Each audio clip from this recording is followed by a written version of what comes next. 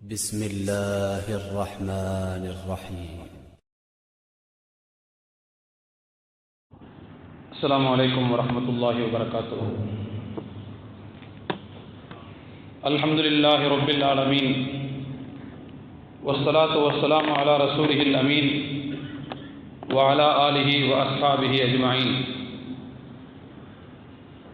أما بعد فقد قال الله تبارك وتعالى في كلامه القديم: أعوذ بالله من الشيطان الرجيم. بسم الله الرحمن الرحيم.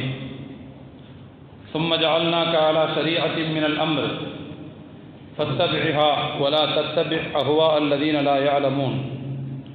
صدق الله العظيم.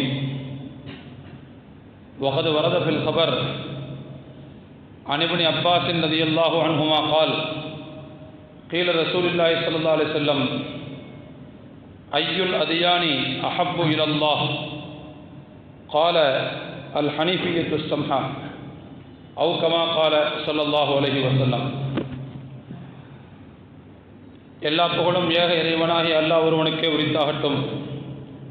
சலாத்தும் சலாமும் ஈருலக தூதர், உலகை திருத்திய உத்தமர், நமது உயிரினும் மேலான கண்மணி நாயகம் ஸல்லல்லாஹு அலைஹி வஸல்லம் அவர்கள் மீதும், அவர்களை பின்பற்றி வாழ்ந்த உத்தமர்களான சத்திய சஹாபாக்கள், தாபிஈன்கள், தபவுத் தாபிஈன்கள், நல்லோர்கள், மேன்மக்கள் அனைவர் மீதும் என்றென்றும் நிலவட்டுமாக.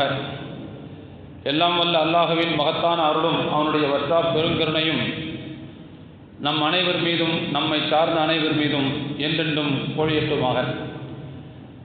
கண்ணியத்திற்குரிய அல்லாஹுவின் நல்லடியார்களே, எல்லாம் வல்ல இறைவன் நம்மை ஒரு சத்திய மார்க்கத்தின் ஆதரவாளர்களாக, ஒரு சத்திய மார்க்கத்தின் தொண்டர்களாக ஆக்கியிருக்கிறான். உலகத்தில் சத்திய மார்க்கத்தை பின்பற்றி நடக்கின்ற வாய்ப்பை பெற்ற ஒரே சமூகமாக நாம் இருந்து வருகிறோம். அல்லாஹ் நமக்கென்று ஒரு வாழ்க்கை நெறிமுறையை உருவாக்கி கொடுத்திருக்கிறான். அதைத்தான் நாம் ஷரியா என்று சொல்கிறோம், ஷரியத் என்று சொல்கிறோம். திருக்குர்ஆனிலே நபிகள் நாயகம் ஸல்லல்லாஹு அலைஹி வஸல்லம் அவர்களை விழித்து அல்லாஹ் கூறுவான்: சும்ம ஜஅல்னாக அலா ஷரீஅத்தின் மினல் அம்ர். பிறகு நபியே, மார்க்கத்தின் ஒரு தெளிவான, நிலையான, உறுதி வாய்ந்த ஒரு நெறிமுறையில் உம்மை நாம் இருக்கச் செய்திருக்கிறோம். ஃபத்தபிஹா, அந்த உறுதியான நெறிமுறையே நீங்கள் பின்பற்றுங்கள். வலா தத்தபி அஹ்வா அல்லதீன லா யஅலமூன், அறியாத மக்களின் மன விருப்பங்களை நீங்கள் பின்பற்றிவிட வேண்டாம் என்று அல்லாஹ் கூறுகிறான். இந்த வசனத்தினுடைய விளக்க உரையில் அறிஞர்கள் இந்த வசனம் இறங்கியதற்கான காரணத்தை இப்படி குறிப்பிடுகிறார்கள். ஒருமுறை குறைஷி இணை வைப்பாளர்கள் நபிகள் நாயகம் ஸல்லல்லாஹு அலைஹி வஸல்லம் அவங்கள்ட்ட சொன்னாங்க: இர்ஜி இலா தீனி ஆபாயிக் ஃபஇன்னஹும் கானு அஃதல மின்க்.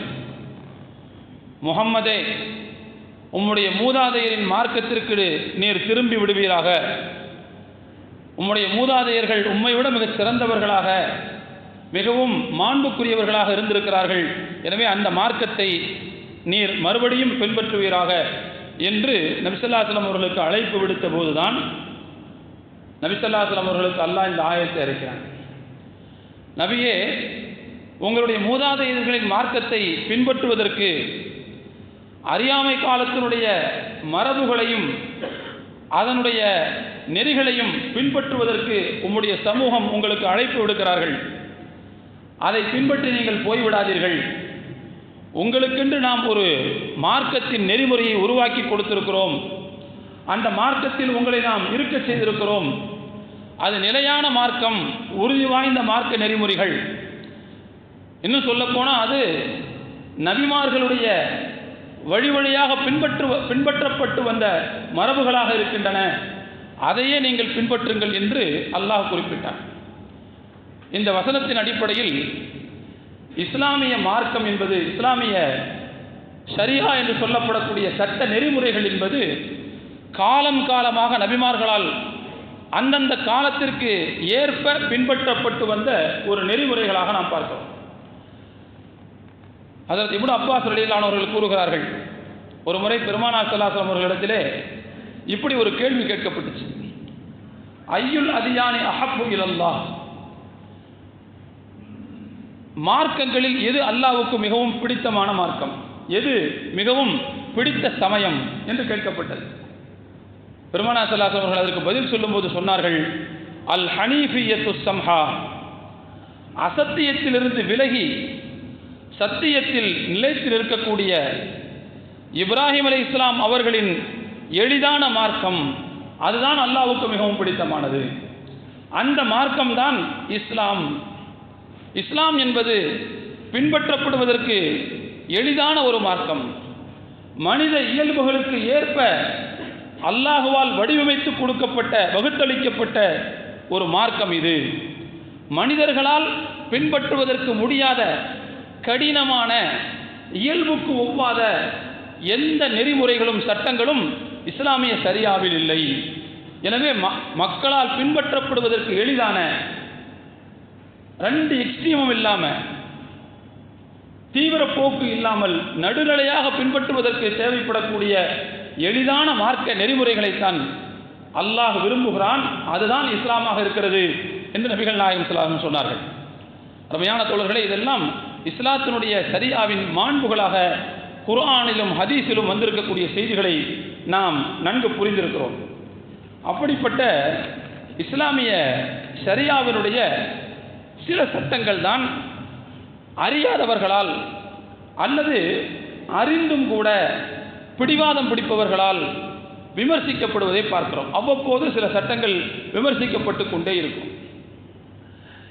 விமர்சிக்கப்படுகின்ற அந்த சட்டங்கள் பற்றிய ஆழமான புரிதலும் அதை பற்றிய தெளிவான வழிகாட்டுதலும் நம்மிடத்தில் இல்லாத காரணத்தினால் சில சாதாரண மக்கள் அந்த விமர்சனவாதிகளுடைய கருத்தை, அந்த கருத்தால் பாதிக்கப்படுகிறார்கள், அந்த கருத்தால் கவரப்படுகிறார்கள்.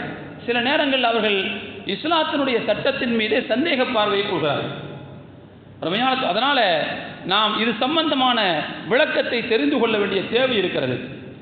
பொதுவாக இஸ்லாமிய ஷரியாவின் அடிக்கடி விமர்சனத்திற்கு ஆளாகக்கூடிய சில சட்டங்கள் இருக்கின்றன. உதாரணமாக பலதார மனம். சமீபத்தில் கூட ஒரு எம்பி ஒரு ஒரு கூட்டத்தில், ஒரு ஆர்எஸ்எஸ்னுடைய ஒரு கிளை கழகத்தினுடைய ஒரு கூட்டத்தில் போய் உட்கார்ந்து இதைத்தான் பேசிக் கொண்டிருந்தார். பலதார மனம் அடிக்கடி விமர்சனத்திற்கு ஆளாகக்கூடிய ஒரு விஷயம். இஸ்லாமிய சட்டத்தில் அதற்கு அனுமதி இருக்கிறது, அவ்வளவுதான். நடைமுறையில் பார்த்தால் முஸ்லிம்கள் அதை பின்பற்றுகிறார்கள் என்று சொல்லவே முடியாது. இங்கே இருக்கிற இத்தனை பேரில் எத்தனை பேர் பலதார மனிதம் புரிந்தவர்கள் என்றால் சில நேரங்களில் 0 கூட வரலாம். ஆனால் செயல்பாட்டு அளவில் இல்லை. ஆனால் கோட்பாட்டு அளவில் இஸ்லாம் அதை அங்கீகரிக்கிறது. அதனாலேயே இந்த சட்டத்தை கடுமையாக விமர்சிப்பதும் அதன் மூலமாக எளிதாக அரசியல் ஆதாயம் அடைவதற்காக இந்த சட்டம் அவர்களுக்கு வாய்ப்பை கொடுக்கிறது. அதனால் இதை விமர்சிக்கிறார்கள். அதுபோல சொத்துரிமையில் பெண்களுக்கு பாதி தான், ஆண்களுக்கு முழு பங்கு கிடைக்குது, 100% கிடைக்குது, பெண்களுக்கு 50% தான் கிடைக்குது, பெண்களை இஸ்லாம் கொஞ்சம் குறைத்தே மதிப்பிடுகிறது, அவர்களை அவர்களுடைய தகுதியிலிருந்து இறக்கியே வைத்திருக்கிறது அப்படிங்கிற மாதிரியான விமர்சனம் இருக்கிறது. அதே போல கணவர் இறந்து போய்விட்டால் பெண்கள் அனுஷ்டிக்கக்கூடிய அந்த இத்தா, அந்த காத்திருப்பு கால நடவடிக்கை இருக்குது பாருங்க, இந்த மாதிரியான விஷயங்கள் அடிக்கடி விமர்சிக்கப்படுவதை பார்க்கிறோம். அருமையான தோழர்களே, பொதுவாக நாம் இஸ்லாத்தை மார்க்கமாக ஏற்றிருக்கிறோம். ஆனால் இஸ்லாத்தை நம்மால் முழுமையாக பின்பற்ற முடிகிறதா என்று பார்த்தால், பின்பற்றுகிறோமா என்று பார்த்தால் அதில் நாம் மிகவும் பிழை செய்கிறோம். எந்த இடத்துல அறியாமை இருக்கிறதோ அங்கேதான் எதிரிகள் விளையாடுவார்கள். அந்த விஷயங்களைத்தான் பெரிதுபடுத்தி பேசுவார்கள். எனவே நாம் புரிந்து கொள்ள தவறுகிற விஷயத்தை அவர்கள் புரிந்து கொண்டு அதை தலைகீழாக நமக்கு பாடம் எடுப்பார்கள், அதை முறைகீழாக நமக்கு பாடம் எடுப்பார்கள், அதை வைத்து ஒரு கொந்தளிப்பான சூழ்நிலைகளை உருவாக்குவார்கள். இதுதான் யதார்த்தமான விஷயம். ஆனால் அதை தெளிவாக புரிந்து கொள்வதும் புரிந்து கொண்ட விஷயங்களை நம்முடைய வாழ்க்கையில் பின்பற்றுவதும் நம்முடைய தலையாய கடமை என்பதை நாம் மறந்துவிடக்கூடாது. உதாரணத்துக்கு பலதார மனத்தை எடுத்துக்கொள்வோம். இஸ்லாம் கோட்பாட்டு அளவில் அதை அனுமதிக்கிறது, அவ்வளவுதான். நீங்க செய்யுங்கன்னு சொல்லி தூண்டலை. எல்லாத்தையும் குர்ஆன்ல பலதார மனம் அனுமதிக்கப்படுகிறது என்கின்ற வசனம் எப்படி குர்ஆனில் இருக்கிறது உண்மையோ அதுபோல இன்னொரு இடத்தில் அல்லாஹ் அதே பலதார மனத்தை பற்றி குறிப்பிடும் போது, நீங்கள் ஒன்றுக்கு மேற்பட்ட மனைவிகளை திருமணம் முடித்தால் அவர்களிடையே உங்களால் நீதமாக நடக்க முடியாது அப்படிங்கிற விஷயத்தை சேர்த்து குர்ஆன் சொல்லுது. பலதார மனத்தை விமர்சிக்கக்கூடியவர்கள் இந்த செய்தியை சொல்லுவாங்களா? பலதார மனம் அனுமதி இருக்கிறது என்று குர்ஆன் ஒரு இடத்தில் பேசுகிறது.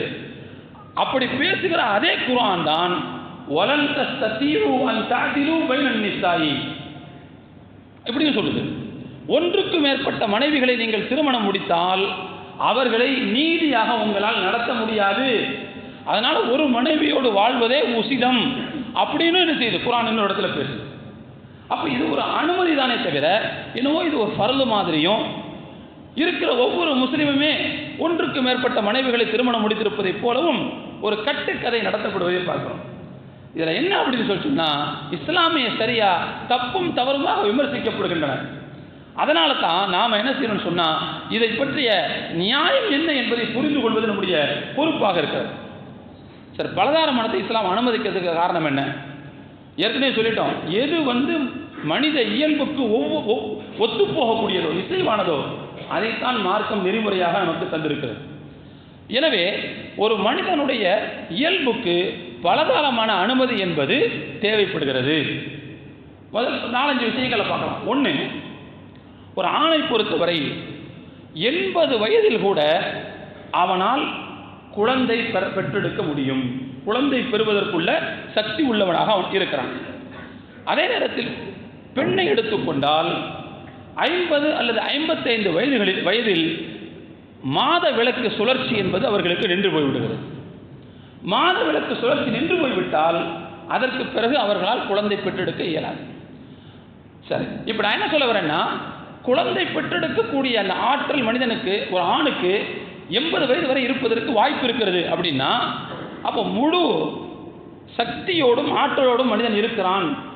அவனுக்கு ஒரு பெண்ணிடமிருந்து கிடைக்க வேண்டிய ஹலாலான அந்த சாம்பத்தியம் என்பது தேவை இருக்கிறது அப்படிங்கிறத அது உணர்த்துகிறதா இல்லையா? இதை நீங்கள் நல்லா கவனித்து பார்த்தீங்கன்னா, இந்த ஆணுக்கும் பெண்ணுக்கும் இடையிலான இந்த வேறுபாட்டை நீங்கள் உணர்ந்து கொண்டால் ஒரு விஷயத்தை நீங்கள் புரிந்து கொள்வீர்கள். என்ன அப்படின்னா, ஒரு பெண்ணை பொறுத்தவரை இல்லற வாழ்க்கையின் மூலம் ஒரு ஆணை விட அதிகமாக களைப்படைவது அவள்தான். ஏனென்றால் அவள் கருவை சுமக்கிறாள். ஒரு 10 மாதம் எவ்வளவு பலவீனமாக இருக்கிறாள் அவள், கொஞ்சம் யோசிச்சு பாருங்க. அதற்கு பிறகு பிள்ளை பேரு, அது ஒரு பலவீனத்தை ஏற்படுத்துகிறது.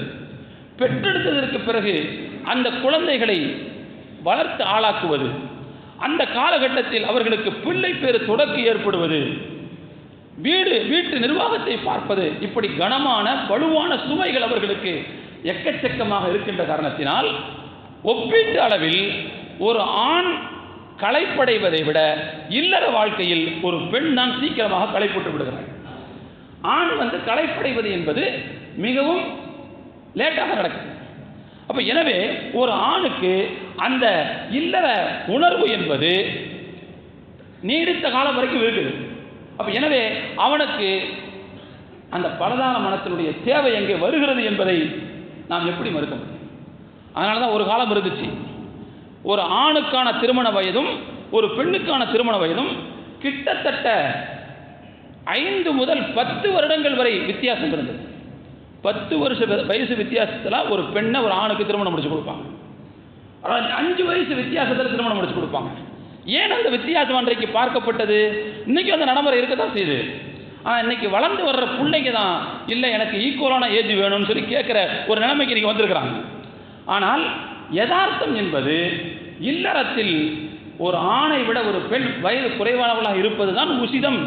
அதற்கு காரணமும் இருக்கிறது. இந்த காரணத்தினுடைய அடிப்படையில் தான் நாம் இந்த விஷயத்தை புரிந்து கொள்ள கடமைப்பட்டிருக்கிறோம். இப்போ இன்னொரு விஷயத்தை சேர்த்து நாம் புரிந்து கொள்ள வேண்டும். ஒரு ஆணுக்கு பாலியல் வேட்கை என்பது கூடுதலாக இருந்து விடுமையானால், ஒரு மனைவியை வைத்து அவனால் தன்னுடைய வேட்கையை பூர்த்தி செய்து கொள்ள முடியவில்லை என்று சொன்னால், அவன் தன்னுடைய கற்பை, தன்னுடைய கற்பொழுக்கத்தை பாதுகாத்துக் கொள்வதற்கு பலதார மனத்தை விட்டால் வேறு ஒழுக்கமான வழிமுறை எதுவுமே இல்லை என்பதையும் நாம் சேர்த்து இங்கே புரிந்து கொள்ள கடமைப்பட்டிருக்கிறோம். அது மட்டுமல்ல தோழர்களே, இன்னொரு விஷயத்தை யோசிங்க. ஒரு மனைவியுடன் வாழும்போது மனைவி கடுமையான நோய்களால் பாதிக்கப்பட்டால் வீட்டினுடைய உள் நிர்வாகம் எவ்வளவு தூரம் பாதிக்கப்படும், வீட்டினுடைய அந்த அமைப்பு எவ்வளவு தூரம் சிதைவுறும், எவ்வளவு அலங்கோலமாக இருக்கும் என்பதை சொல்லவே முடியாது. கிட்டத்தட்ட வாழ்க்கையே ரொம்ப போராட்டமாக மாறி போய்விடும். மனைவி படுத்த படுக்கையாக இருந்தால் அல்லது மோசமான நோய்களால் பாதிக்கப்பட்டால் எப்படி அந்த வீட்டினுடைய பணிகள் எப்படி ஓடி அடையும்? இப்போ இந்த நேரத்தில் நோய்வாய்ப்பட்டு விட்டால் என்கின்ற காரணத்தினால் அந்த பெண்ணை மனவிலக்கு செய்வது என்பது, விவாகரத்து செய்வது என்பது நீதியின் பார்ப்பட்டதல்ல, அது மனிதாபிமானமான செயலும் அல்ல. ஆனால் அதே நேரத்தில் ஒரு ஆணுடைய தேவை, ஒரு ஆணுடைய பாலியல் தேவை, அதையும் நாம் மறுக்க முடியாது. அப்போ எனவே இப்படிப்பட்ட ஒரு ஆணுக்கு மறுமணம் என்பது தேவை இருக்கிறதா இல்லையா? சற்று நியாயமான கண்ணோட்டத்தோடு நாம் இதை பார்க்க வேண்டும். மனித இயல்போடு சேர்த்து பார்க்க வேண்டும். அவனுக்கு தேவைப்படுகிறதா இல்லையா? இந்த காரணங்களால் தான் அல்லாஹ் அதை அனுமதிக்கிறான் என்பதையும் சேர்த்து நாம் புரிந்து கொள்ள வேண்டும். இன்னொரு முக்கியமான விஷயத்தை சேர்த்து நாம் பார்க்கணும்.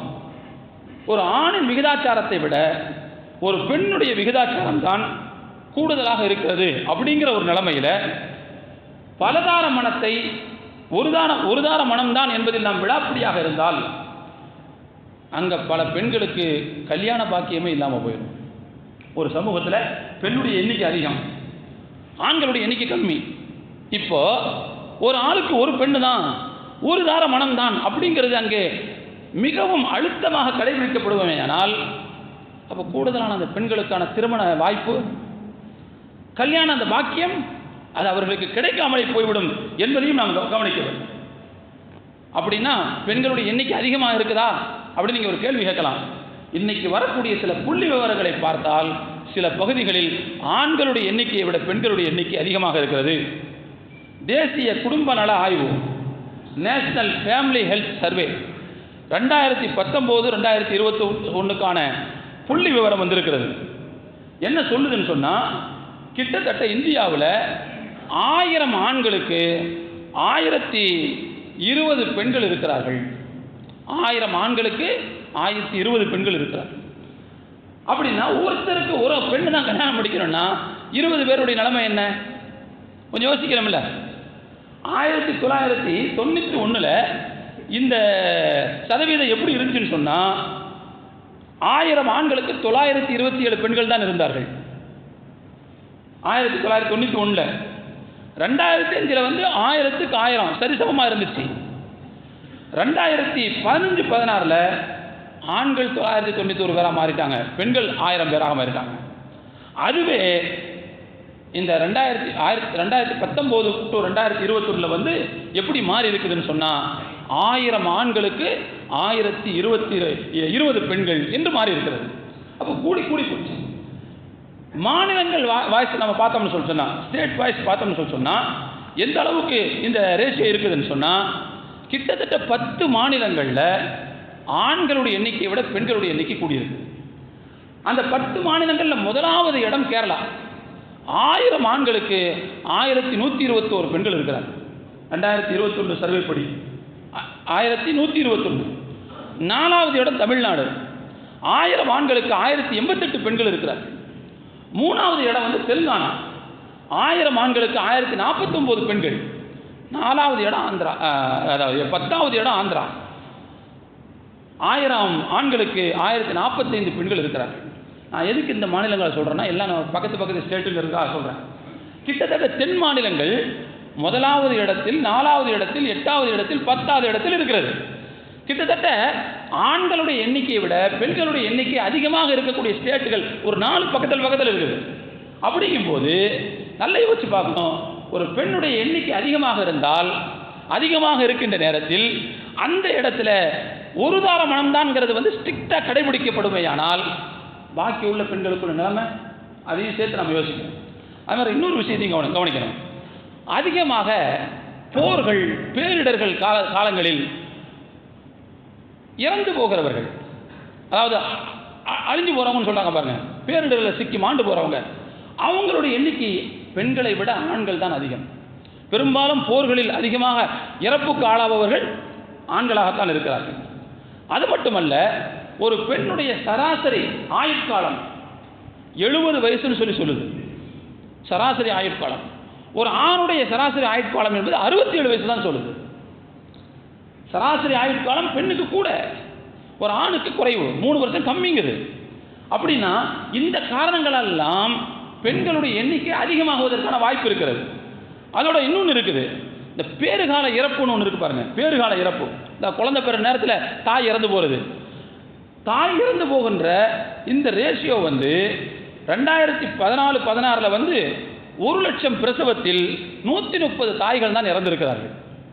அதுவே 2016-18 1 லட்சம் பிரசவத்திற்கு 113 குறைஞ்சிருக்குது. 1 லட்சத்தில் 100 அப்படிங்கிறது 0.1 தான். ஆனால் அதுக்கு முன்னாடி ரொம்ப அதிகமாக இருந்துச்சு. அப்படியே மருத்துவ விஞ்ஞானம் வளர வளர இந்த ரேஷியோ கம்மியாகிட்டே வருது.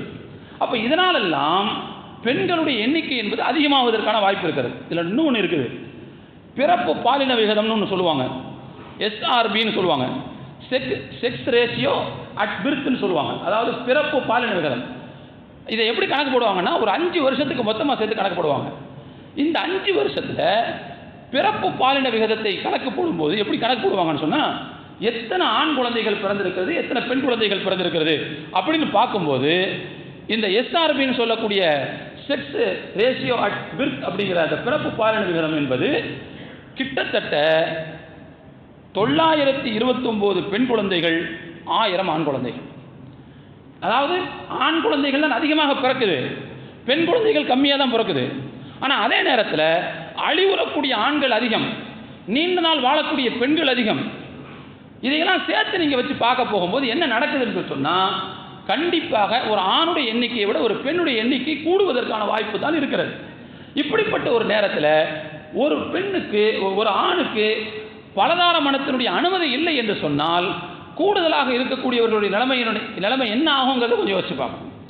அதெல்லாம் இன்னொரு சமீப கால ஒரு கசப்பான விஷயத்தையும் சேர்த்து சொல்ல வேண்டியிருக்குது. ஒரு காலத்தில் தலாக் என்பது அதிகமாக இருந்தது, இன்றைக்கு ஹுலா என்பது அதிகமாக இருக்குது. நாம் ஒரு 10 கேஸில் தலையிட்டோம்னு சொன்னால் அதில் ஒரு 6-7 கேஸுகள் ஹுலாவாகவே இருக்கிறது. பெண் எனக்கு இவரை பிடிக்கவில்லை, என கழட்டி விட்டுருங்கன்னு ஒரு பெண் கேட்கின்ற கோரிக்கையாகத்தான் அதிகமாக இருந்து கொண்டிருப்பதை பார்க்கிறோம். இப்படி திருமண வளையத்திற்குள் வந்துவிட்டு வெளியேறக்கூடியவர்களுடைய அந்த எண்ணிக்கையும் பெண்களில் தான் அதிகமாக இருக்கிறது. அப்படின்னா இதையெல்லாம் வச்சு சேர்த்து பார்த்தோம்னு சொன்னால் ஒரு பெண்ணுக்கான திருமண வாய்ப்பு அதிகமாக தேவைப்படுகிறது. ஆனால் அதே நேரத்தில் அந்த சமூகத்தில் ஒரு பெண், ஒரு ஆணுக்கு ஒரு பெண் தான் அப்படிங்கிறது அழுத்தமாக கடைபிடிக்கப்படுமையானால் நிச்சயமாக அந்த சமூகத்தில் சில பெண்களுக்கு திருமணம் நடக்காமலேயே போகிற ஒரு வாய்ப்பு இருக்குது. எல்லாத்தையும் விட இன்னொரு முக்கியமான விஷயத்தை சொல்லணும். எல்லாம் வல்ல இறைவன் எவ்வளவு ஞானம் நிறைந்தவன் என்று சொன்னால், எந்த சமூகத்தில் பலதார மனத்திற்கு அனுமதி இல்லையோ அந்த சமூகத்தில் கள்ள உறவுகள் அதிகமாக இருக்கும். எந்த சமூகத்தில் பலதார மனத்திற்கு வாய்ப்பு இல்லையோ, சட்டப்படி அங்கீகாரம் செய்ய முடியாதோ அந்த சமூகத்தில் முறைகேடான குழந்தை பிறப்புகள் அதிகமாக இருக்கும்.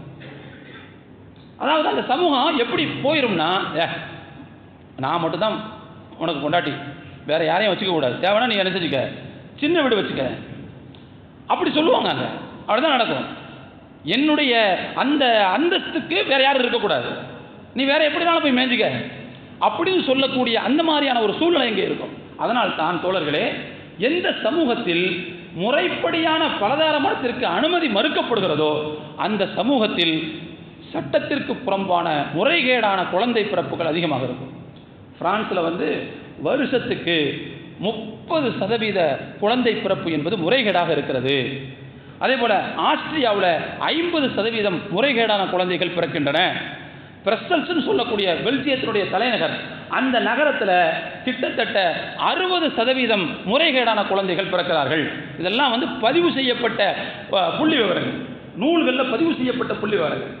அப்போ எனவே இந்த காரணங்களை எல்லாம் கூட்டி கழித்து நீங்கள் பார்த்தால் பலதார மனத்திற்கான அனுமதி என்பது எவ்வளவு மனித இயற்கையோடு ஒத்துப்போகக்கூடியது, மனித இயற்கைக்கு எவ்வளவு இசைவானது அப்படிங்கிறத நம்ம சேர்த்து கவனிக்கணும். இப்படிப்பட்ட ஒரு சட்டத்தை தேவையில்லாமல் விமர்சிப்பதற்காக இஸ்லாத்தை இழுத்து அதை வம்பாக விமர்சிக்கும் போது தோழர்களே, அதைத்தான் நாம் இங்கே கண்டிக்க வேண்டிய கட்டாயத்தில் இருக்கிறோம். இதில் என்னன்னு சொன்னால், இந்த மாதிரி பின்னணியோட பின்புலங்களோட இதை நாம் புரிந்து கொள்வதில்லை. பொதுவாக இஸ்லாத்தை அறிந்து கொள்வதில் நமக்கான ஆர்வம் என்பது மிக குறைவானதாகத்தான் இருக்கிறது. ஒரு காலம் இருந்துச்சு, அந்த காலத்தில் இஸ்லாத்தை பற்றிய புரிதல் ஓரளவுக்கு அவர்களுடைய பள்ளி பருவ காலத்தில் கொடுக்கப்பட்டு கொண்டிருந்தது. மதரசாக்களின் மூலமாக, மக்தப் மதரசாக்களின் மூலமாக. அது அப்படி போக போக உலக கல்விக்கு அதிகமான முக்கியத்துவம் வந்ததற்கு பிறகு கொஞ்சம் கொஞ்சமாக அது கரைந்து போய்விட்டது. மார்க்கத்தை நாம் கற்றுக்கொள்வதற்கு வாய்ப்பில்லாத ஒரு சூழ்நிலை வந்திருக்கிறது.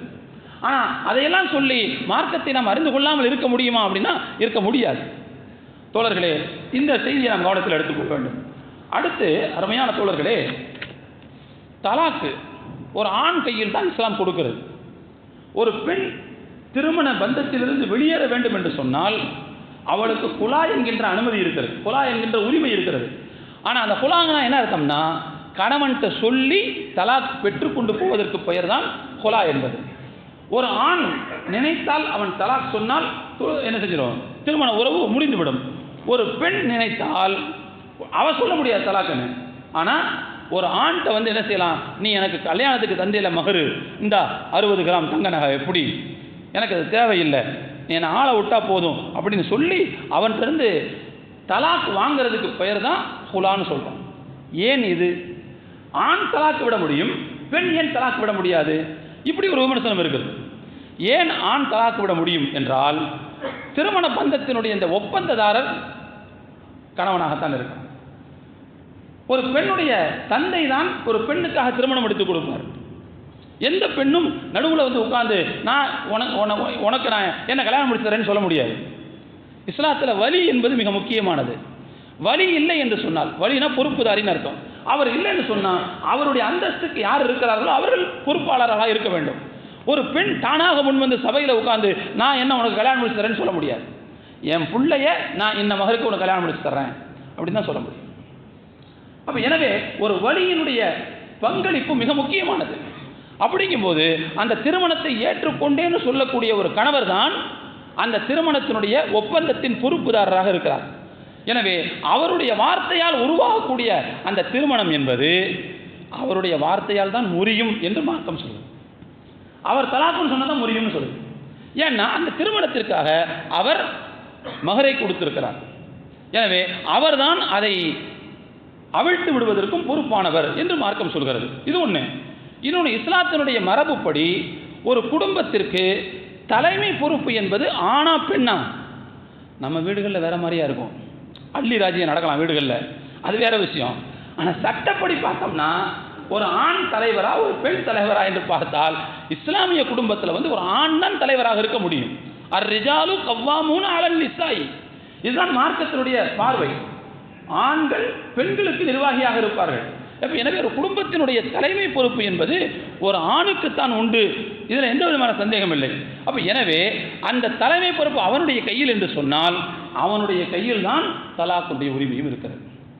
இன்னொரு விஷயத்தை சேர்த்து புரிஞ்சுக்கிறணும். ஒரு பெண்ணை பொறுத்தவரை அதிகமாக ஒரு பெண் உணர்ச்சி வசப்பட்டவளாக இருப்பாள், உணர்ச்சி வயப்படுபவளாக இருப்பாள். ஆனால் ஒரு ஆண் எப்போதுமே பெரும்பாலும் அறிவு வயப்பட்டவனாக இருப்பான். அதனால தான் ஆம்பளைங்களை ஏமாத்துறவங்க நிறைய பேர் அதிகம், பொம்பளைங்களில் ஏமாறுறவங்க நிறைய பேர் அதிகம். பொம்பளைங்களை ஏமாத்துறவங்க கம்மியான ஆட்கள் தான் இருப்பாங்க, ஏமாறுறவங்க தான் நிறைய பேர் இருப்பாங்க. பெரிய படிப்புலாம் படிச்சிருப்பாங்க, பெரிய பட்டதாரியாக இருப்பாங்க, பெரிய வேலையெல்லாம் செய்வாங்க. ஆனால் சம்மந்தமே இல்லாத எவனோ ஒரு ஆண்டவே வாழ்க்கையை பறி கொடுத்துருவாங்க, ஏமாந்துருவாங்க. யாரும் ஒரு நல்ல வார்த்தைகளை சொன்னால் இதில் விதிவிலக்கு இருக்கலாம். ஆனால் பெரும்பான்மை என்று எடுத்துக்கொண்டால் ஒரு பெண் என்பவள் உணர்ச்சி வெளிப்பட்டவளாக இருப்பாள், ஒரு ஆண் என்பவன் அறிவு வெளிப்பட்டவனாக இருப்பான். எனவே ஒரு ஆண் தன்னுடைய குடும்பத்தை கெடுத்துக்க கூடாதுன்னு யோசிப்பான்.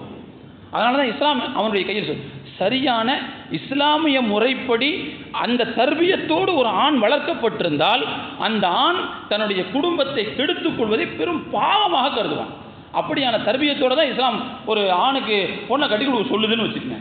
அதனால தான் இஸ்லாம் ஆண்களுடைய கையில் தலாக்குடைய பொறுப்பையும் கொடுக்கறதுங்கிறதையும் சேர்த்து நாம் இங்கே புரிந்து கொள்ள கடமைப்பட்டிருக்கிறோம். அது மட்டுமல்ல தோழர்களே, அப்போ இந்த காரணத்தினால தான் இப்படி இருக்குது. சரி, குலாங்கிறது ஏன் ஆண்ட சொல்லி வாங்க வேண்டியிருக்குது அப்படின்னா, அவன் மகர் கொடுத்துருக்கான், கொடுத்த மகரை அவன்கிட்ட திரும்ப ஒப்படைக்கணும். திரும்ப ஒப்படைச்சிட்டு உன்னோட வாழ பிடிக்கல அப்படின்னு சொன்னால் அவர் என்ன செஞ்சிருவார், அப்படியா நீ போயிட்டு வான்னு சொல்லி கொடுத்துருவார். சரியான வளர்ப்பில் வளர்க்கப்பட்டிருந்தால், சரியான மார்க்கம் தெரிந்தவராக அவர் இருந்தால், அப்படியா நீ போயிட்டு வான்னு சொல்லி கொடுத்து அனுப்பிடுவார். அப்படிங்கிற காரணத்தினால தான் ஒரு ஆணுடைய கையில் அந்த பொறுப்பு வழங்கப்பட்டிருக்கிறது என்பதை சேர்த்து புரிந்து கொள்ள வேண்டும். அதே போல் அடுத்து அதிகமாக விமர்சனத்துக்குள்ளாகக்கூடிய இன்னொரு சட்டம் என்ன தெரியுமா, இதுதான். நம்மளையே நிறைய பேருக்கு இந்த சட்டத்தில் பிடிமானம் கம்மி தான். ஏன் அப்படின்னா, நாம் ஒரு வரமுறை ஒன்று வச்சுருக்கிறோம். அதாவது வயசு பிள்ளையாக இருந்தால் தான் 4 மாதம் 10 நாள், வயசு பிள்ளையாக இருந்தால் தான் 4 மாதம் 10 நாள், இல்லாட்டி 40 நாள் போதும் அப்படின்னு இத்தாவில் நாமே ஒரு கணக்கு ஒன்று வச்சுருக்கிறோம் இல்லையா? இங்கே நல்லா கவனிக்கணும். ஒரு பெண் கணவன் மூலமாக தலாக் விடப்பட்டால் அந்த பெண் 3 மாதங்கள் இத்தா இருக்க வேண்டும் என்று மார்க்கம் சொல்கிறது. இது பெண்களை மூலையில் முடக்கி உட்கார வைக்கப்படுவதற்காக வேண்டி செய்யப்பட்ட ஏற்பாடு அல்ல, எதிர்கால நன்மையை கருதி செய்யப்பட்ட ஒரு ஏற்பாடு அப்படிங்கிறத நம்ம புரிஞ்சுக்கணும். எப்படி அப்படின்னா தோழர்களே, ராபர்ட் கில்ஹம் என்று சொல்லக்கூடிய ஒரு விஞ்ஞானி, மரபியல் விஞ்ஞானி இருந்தார். அவர் பிறப்பில் ஒரு யூதர். அவர் மரபியல் விஞ்ஞானத்தில் ஒரு முக்கியமான ஒரு ஆய்வை கண்டுபிடித்தார். என்ன ஆய்வுன்னு சொன்னால், எப்படி விரல் ரேகை பதிவு இருக்குது பாருங்க, விரல் ரேகை பதிவு ஒரு தனி நபரை அடையாளம் காட்டுகிறதோ அதுபோல ஒவ்வொரு மரபணுவுக்கும் ஒரு ரேகை பதிவு ஒன்று இருக்கிறது. அந்த ரேகை பதிவை வைத்து இது யாருடையதுன்னு கண்டுபிடிச்சிடலாம் அப்படின்னு அவர் ஒரு ஆய்வு செஞ்சிருக்கிறார். இதில் நம்ம என்ன கவனிக்கணும்னு சொன்னால், ஒரு ஆண் ஒரு பெண்ணிடத்தில் விட்டு செல்லக்கூடிய அந்த டிஎன்ஏ ரேகை பதிவு இருக்கு பாருங்க, மரபணு ரேகை பதிவு. இந்த ரேகை பதிவு அழிவதற்கு 3 மாத காலம் பிடிக்கிறது அப்படின்னு அவர் கண்டுபிடிச்சு வச்சிருந்தார். இதை யாரோ ஒருத்தருக்கு அவர் பரிமாறும்போது, நீங்கள் என்ன பெருசாக கண்டுபிடிச்சிட்டீங்க, இது குர்ஆனில் ஏற்கனவே சொல்லப்பட்டிருக்குது அப்படின்னு சொன்னவொடனே அவர் ஆச்சரியப்பட்டு விட்டார். என்ன சொல்லப்பட்டிருக்குன்னு கேட்ட உடனே அவர் இந்த வசனத்தை ஓதி காட்டினாங்க. ஒல் முத்தல்லகாத்து யத்ரப்பஸ்ன பிஅன்ஃபுஸிஹின்ன ஸலாஸத குரூஇன். விவாகரத்து செய்யப்பட்ட பெண்கள் 3 மாதங்கள் அவர்கள் காத்திருக்க வேண்டும், இத்தா இருக்க வேண்டும் என்று மார்க்கம் சொல்கிறது. விவாகரத்து செய்யப்பட்ட பெண்கள் 3 மாதம் காத்திருக்க வேண்டுமா அடுத்த கல்யாணத்துக்கு அப்படின்னா அவருக்கு உடனே பெரிய ஆச்சரியம். இந்த ஒரு வசனத்தினாலேயே அவர் இஸ்லாத்திற்கு வந்தார். அவருடைய ஆய்வில் அவர் என்ன கண்டுபிடிச்சாருன்னு சொன்னால், 3 மாதம் ஆகுது. இதை ஆய்வு அவர் விரிவுபடுத்தி என்ன செஞ்சாருன்னு சொன்னால், அமெரிக்காவினுடைய ஒரு பகுதியில் கருப்பின மக்கள் முஸ்லீம்கள் அதிகமாக வாழக்கூடிய ஒரு பகுதியில் போய் இந்த ஆய்வு செஞ்சிருக்கிறார். எந்த ஆய்வு? அந்த பெண்களிடத்திலே மரபணுவியல் ஆய்வு செஞ்சிருக்கிறார். செஞ்சால் அங்குள்ள பெண்கள்கிட்ட அதிகமான நபர்கள்ட்ட அங்குள்ள எல்லா பெண்களிடத்திலையுமே ஒரே ஒரு ஆணுடைய ரேகை பதிவு மட்டும்தான் இருந்திருக்கிறார். ஒரே ஒரு ஆணுடைய மரபியல் ரேகை பதிவு மட்டும்தான் இருந்திருக்கு. அவர் அப்படியே தன்னுடைய அந்த ஆய்வை பொதுவான மற்ற அமெரிக்க மக்கள் வசிக்கக்கூடிய, அமெரிக்க பெண்கள் வசிக்கக்கூடிய வேறொரு இடத்துல செஞ்சிருக்கிறார். அவங்க முஸ்லீம் அல்லாதவர்கள். அங்கே செய்யும்போது அவர் கண்டுபிடிச்ச விஷயம் நான் சொன்னால், அங்குள்ள ஒவ்வொரு பெண்களிடத்திலையும் பல ஆண்களுடைய மரபணு ரேகை பதிவு இருந்திருக்கிறது. குறைஞ்சபட்சம் 3 ஆண்களுடைய மரபணு ரேகை பதிவாக அங்கே இருந்திருக்கிறது என்று அவர் கண்டுபிடிச்சிருக்கிறார். இன்னொரு வேலையை செஞ்சார் அவர். என்ன அப்படின்னா, தன்னுடைய மனைவியையே மரபணு சோதனைக்கு அவர் உட்படுத்தினார். உட்படுத்தி பார்த்தால் ஆச்சரியப்பட்டு போயிட்டார். அந்த பெண்ணிடத்திலேயே 1க்கு மேற்பட்ட ஆண்களுடைய ரேகை பதிவு இருந்ததாக அவர் கண்டுபிடிச்சார். தனக்கு பிறந்த 3 மகன்களில் ஒரு மகன் தனக்குரியவன் கிடையாது என்கின்ற உண்மையும் சேர்த்து கண்டுபிடிச்சிருக்கிறார். இதை நான் பொய்யா சொல்லலை. இப்போ யோசிச்சு பாருங்க, ஒரு ஆணும் பெண்ணும் இல்லறத்தில் ஈடுபடுகிற போது ஒரு ஆண் ஒரு பெண்ணிடத்தில் விட்டு செல்லக்கூடிய அந்த மரபணு ரேகை பதிவு அது சுத்தமாக தடம் தெளியாமல் உருத்தெரியாமல் அழிவதற்கு 3 மாதம் தேவைப்படுகிறது. அந்த 3 மாதத்துக்கு முன்னாடி கல்யாணம் முடிச்சா என்ன ஆகும் அப்படின்னா, ஏற்கனவே முந்தைய கணவரின் ரேகை பதிவு இருக்கையில் அடுத்த குழந்தையும் பெற்றுவிட்டால் அந்த குழந்தையினுடைய ரேகை பதிவும் DNA ரேகை பதிவும் முந்தைய கணவருடைய ரேகை பதிவும் சேர்ந்து இந்த குழந்தை யாருக்கு பிறந்தது என்பதில் மிகப்பெரிய குழப்படி வந்துவிடும். அல்லாஹ் எவ்வளவு பெரிய அறிவாளின்னு பாருங்க, எவ்வளவு பெரிய ஞானின்னு பாருங்க. அல்லாஹ் ஒரு சட்டத்தை சொன்னால் அதற்கு பின்புலம் எவ்வளவு தூரம் நியாயம் இருக்கிறது என்பதை பாருங்க. என்ன விஷயம்னா, இந்த உண்மைகளை இந்த பின்புலங்களை நாம் தெரிந்து கொள்வதற்கு நாம் முயற்சிப்பதில்லை. அதனால என்ன நடக்குதுன்னு சொன்னா, சில நேரங்களில் மோசமானவர்கள் இஸ்லாத்தின் மீது கல்லெறியும் போது, இஸ்லாத்தினுடைய சட்டத்திட்டங்களை தாக்கும் போது நம்மள சில அறிவு பலவீனமானவர்கள் என்ன செஞ்சிடறோம்னு சொன்னா, சரியா தானே இருக்குது அப்படின்னு சில பேர் அதை நியாயம் காணக்கூடிய அளவுக்கு போய்விடுகிறார். அருமையான தோழர்களே, முதலாவது எங்கே அறியாமை இருக்கிறதோ அங்கேதான் எதிரிகள் கல்லெறிந்து விளையாடுவார்கள். எனவே இஸ்லாமிய சரியாவை பொறுத்து, இஸ்லாமிய சட்டங்களை பொறுத்து நாம் அதை அறிந்து கொள்வதற்கு முயற்சிக்க வேண்டும், அதை தெரிந்து கொள்வதற்கு முயற்சிக்க வேண்டும். இதுதான் இதனுடைய சொல்யூஷனாக உங்களுக்கு நான் தர்றேன். எப்படி தெரிஞ்சுக்கிறது? அதுக்கு ஏதாவது வழி பார்த்து தான் ஆகணும். எப்படி தெரிஞ்சுக்கிறது? பார்த்து தான் ஆகணும். வியாபாரம் செய்ய தெரியுதில்ல, சாப்பிட தெரியுதில்ல, குடும்ப நடத்த தெரியுதில்ல, கல்யாணத்துக்கு போக தெரியுதில்ல, எல்லா வேலைகளும் செய்ய தெரியுதில்ல, மார்க்கத்தை மட்டும் கற்றுக்க தெரியலன்னா, மார்க்கத்தை மட்டும் புரிஞ்சுக்க தெரியல, அதுக்கு மட்டும் நேரம் இல்லைன்னா அது எப்படி செய்ய முடியும்? அது எப்படி ஏற்றுக்க முடியும்? எனவே அருமையான தோழர்களே, இதற்கான சொல்யூஷன் என்பது, இதற்கான தீர்வு என்பது மார்க்கத்தை நாம் புரிந்து கொள்வதில் தான் இருக்கிறது.